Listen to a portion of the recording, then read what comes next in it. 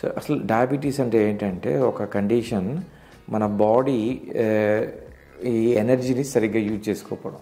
Okay, energy అంటే మన glucose, మన షుగర్. సో మనం తిన్న ఫుడ్ గ్లూకోజ్లో ఫామ్ అవుతుంది. గ్లూకోజ్లో ఫామ్ అయ్యి ఆ గ్లూకోజ్ మన మజిల్స్ని, మన ఎనర్జీ ఇస్తుంది మనం చేసే పని మీద యాక్ట్. సో ఈ గ్లూకోజ్ మనకి మొత్తం ఉండకుండా కొంచెం లివర్లో వెళ్ళి స్టోర్ అవుతుంది. దానికి గ్లూకగాన్ అంటారు. మన బాడీకి ఎప్పుడు అవసరం అయితే ఆ గ్లూకోజ్గా మారుతుంది. సో కాకపోతే ఈ గ్లూకోజ్ హై లెవెల్లో ఉందనుకోండి, అది మనకు మంచిది కాదు. సో గ్లూకోజ్ హై లెవెల్లో ఉండకుండా కంట్రోల్ చేసేదాన్నే వాటిని ఇన్సులిన్ అంటాం. ఆ ఇన్సులిన్ మనకి ప్రొడ్యూస్ చేసేది ప్యాంక్రియాస్. ప్యాంక్రియాస్ అనే ఒక ఆర్గాన్ ఇక్కడ మనకి రైట్ సైడ్లో ఉంటుంది. సో ఈ ప్యాంక్రియాస్ ప్రొడ్యూస్ చేసే ఇన్సులిన్